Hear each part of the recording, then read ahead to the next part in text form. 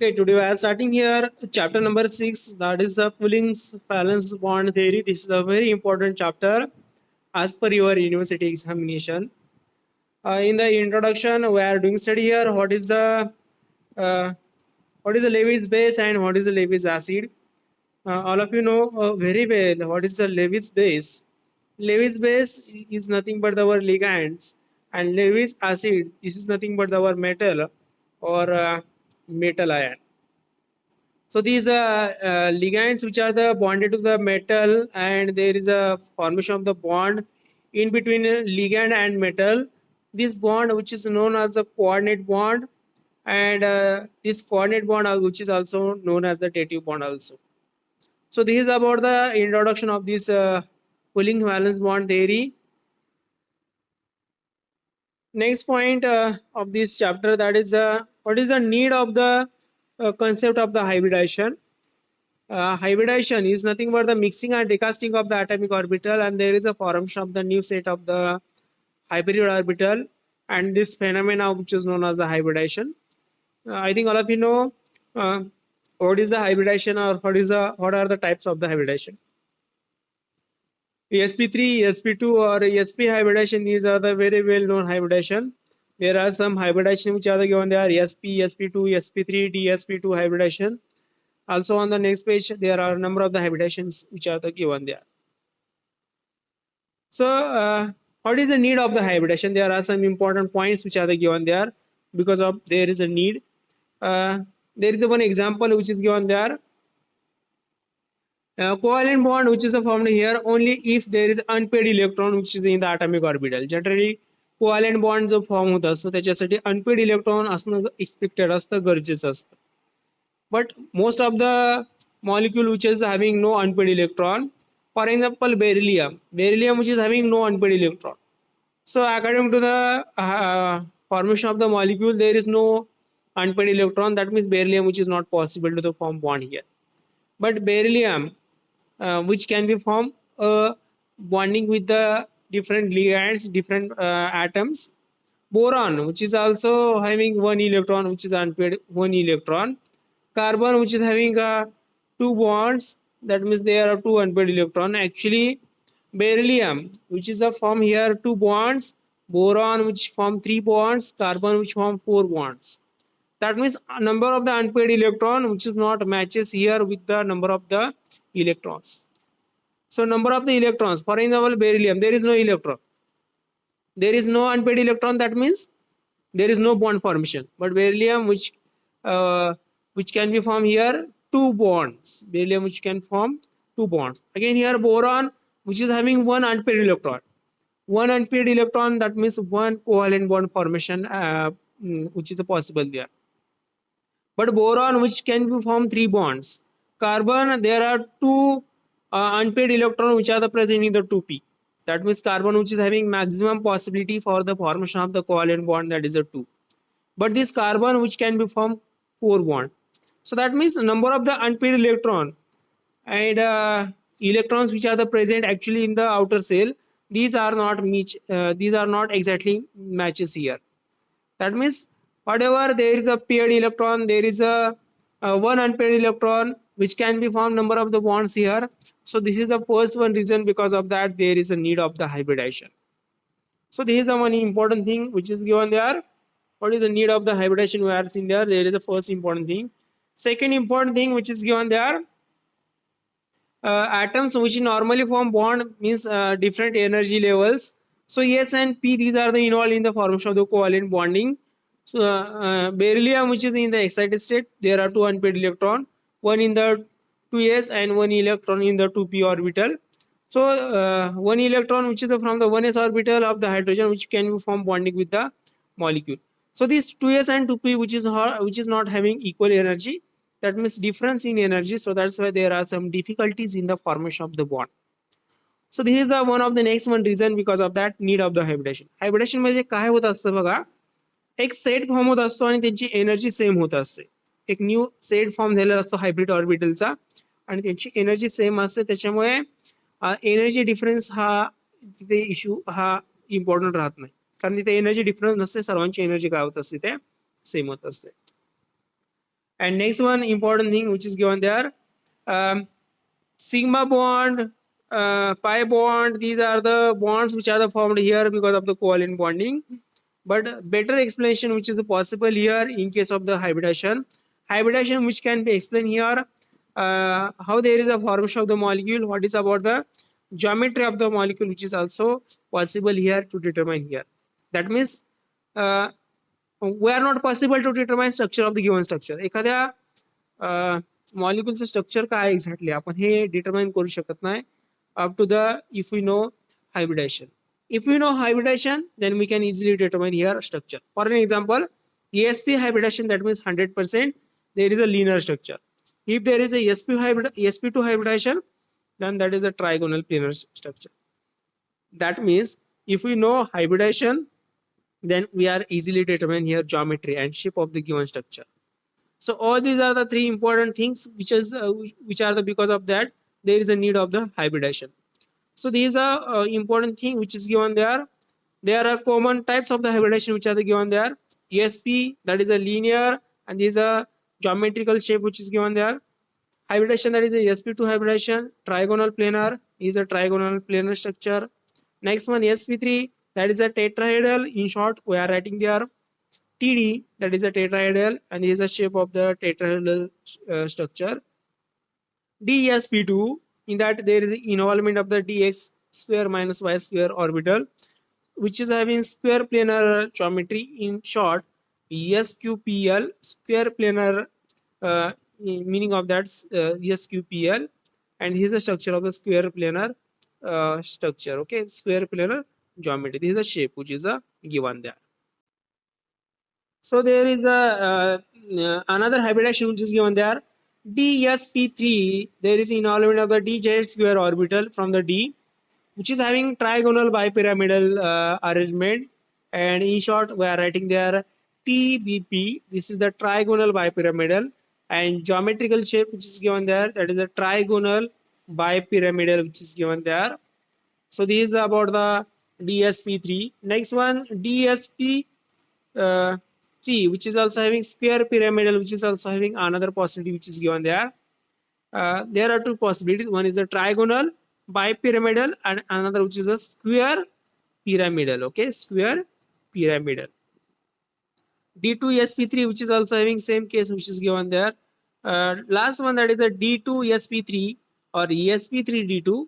So this is a D2sp3, that means there is a use of the inner d orbital, and sp3d2, that means outer d orbital which is involved there, which is having arrangement which is a octahedral. In short, we are writing there OH, which is a square bipyramidal which is also given there, that is in short SQBIPY. Okay, so this is the octahedral structure which is given there. This is a square, there is a one ligand which is above the plane, another ligand which is below the plane which is given there. Next point of this chapter which is given there, that is aspects in the PBT. PBT means valence bond theory. There are some aspects which are the given there. Which are the aspects of this PBT? First one aspect which is given there, that is the electrons and electronic configuration of the central metal ion in the ground state and excited state. There are some important aspects which are the given there. On the basis of the nature of the valence bond theory and hybridization, which explains some bonding which is involved there. First important thing, electrons or electronic configuration of the central metal in the ground state or excited state. Means J electron असतात एकतर काय असणार आहे, ground स्टेटला असणार आहेत किंवा ते काय असणार आहे तिथे एक्साइटेड स्टेटला असणार आहे. That depends on the type of the structure, type of the ligands which are the bonded to the central metal. आता हे पॉईंट जे आहेत हे तुम्हाला पुढच्या पॉईंट्स मध्ये लक्षात येणार आहेत बऱ्यापैकी, पण आपण इथे हे कव्हर करूयात. Next one, combining and mixing up the atomic orbital, there is a formation of the equivalent hybrid orbital. That is the meaning of the hybridization. Means काय असणार याच्यामध्ये, combining and mixing of the atomic orbitals. Hey atomic orbital काय होतात, combine होतात आणि mix होतात आणि त्याच्यापासून एक न्यू सेट फॉर्म होतो. That is a new equivalent hybrid orbital set. That is a hybrid orbital formation here. Means if there is a mixing of the s orbital, p orbital or d orbital, so after mixing there is a formation of the equivalent hybrid orbital.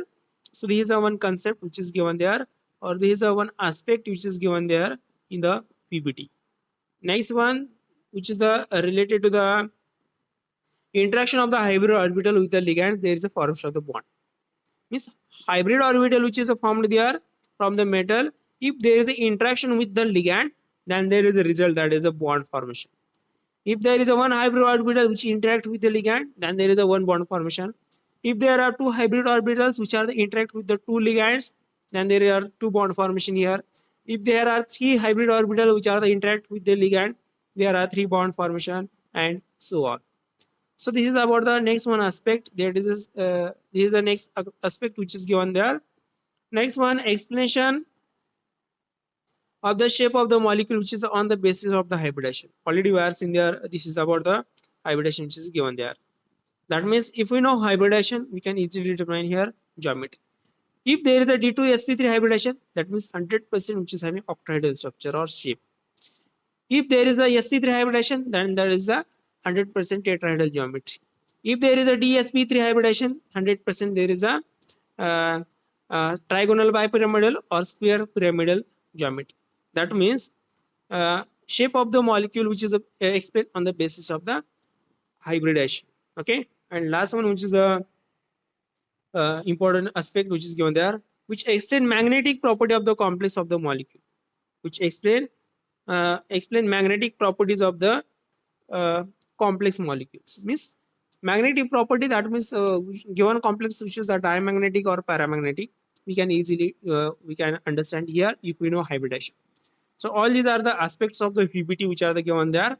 Next one, assumptions of the VBT which are the given there. Assumptions of the VBT. Assumptions of the VBT or valence bond theory. First one assumption which is given there in that point. This is the first one assumption. This is the first assumption which is given there.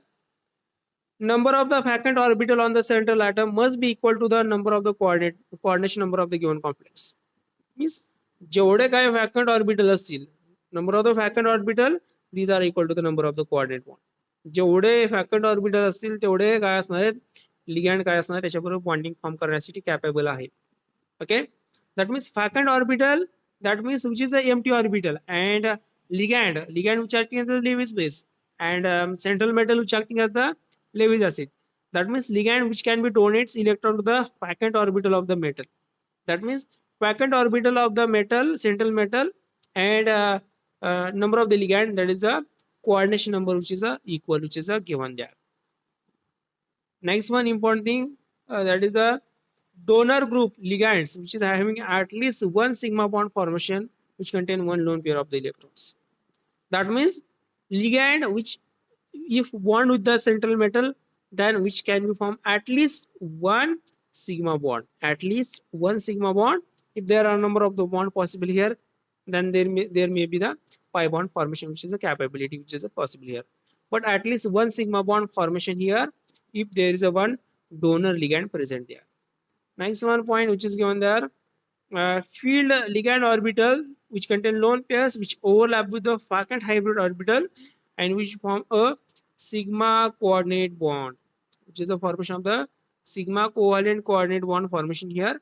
That means ligand, generally ligand which is rich with electrons, which is acting as the Lewis base. So that's why which overlap with the vacant orbital of the metal. That means electron movement from the ligand to the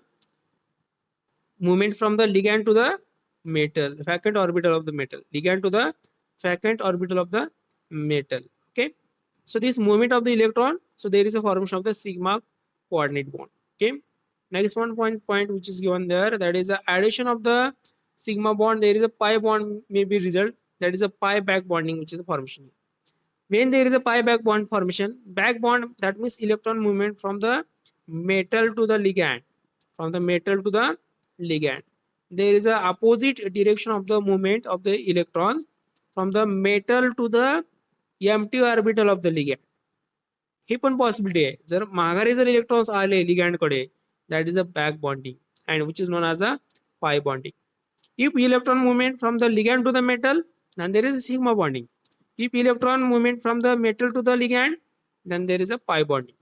So these are the some assumptions which are the given there regarding to the VBT.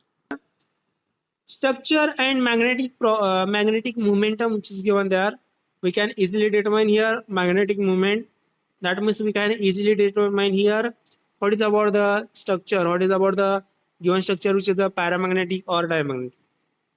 Paramagnetic, that means at least one unpaired electron which is present in the complex, so that is a paramagnetic. If there is no unpaired electron, all electrons in the paired form, then that is the diamagnetic.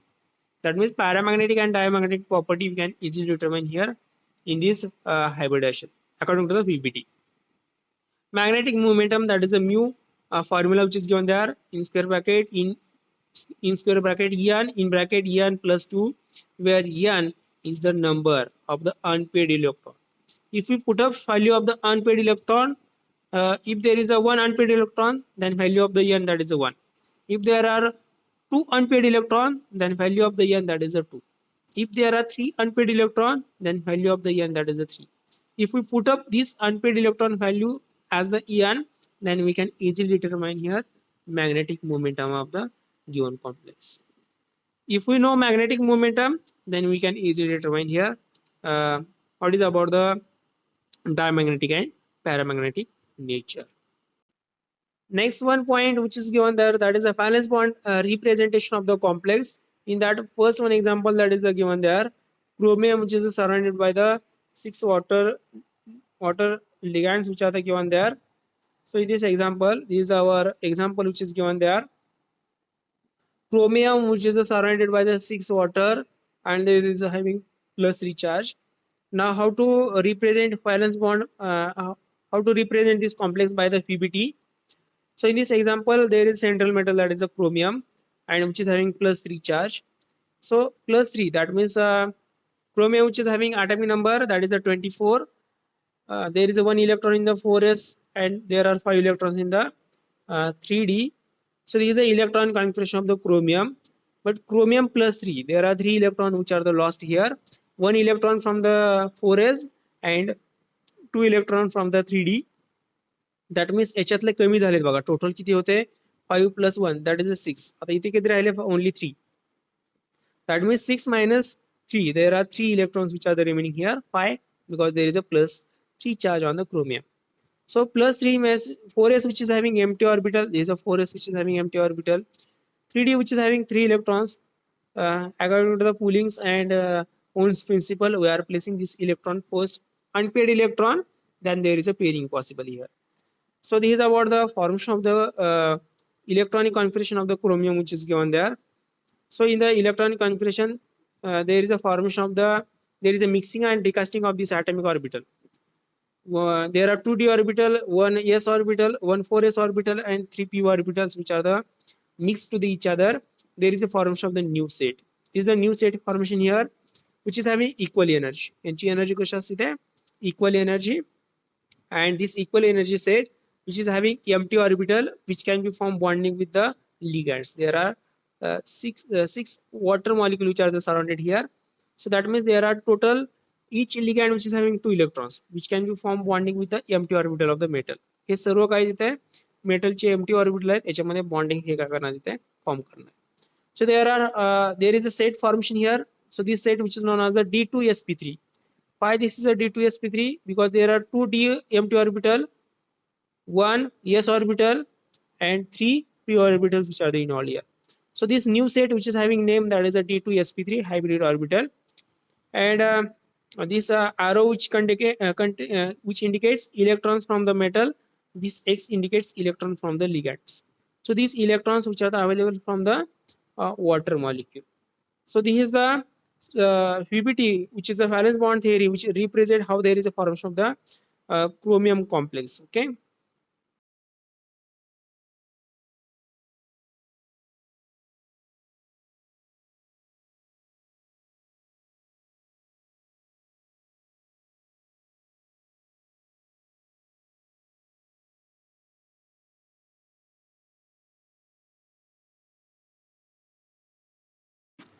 Next one, PBT valence bond representation of the tetrahedral complex which is given there.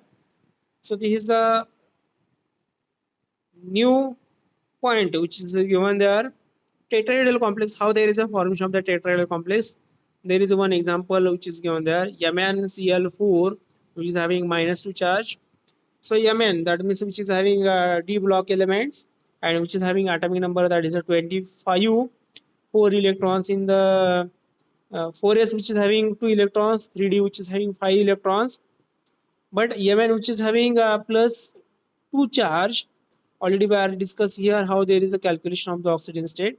So Mn which is having plus 2 charge, so 2 electron loss from the 4s, so there is a 0 electron, and 3d there is no effect on the electron, there is no loss of the electron from the 3d, 5 electrons which are the remains behind of that.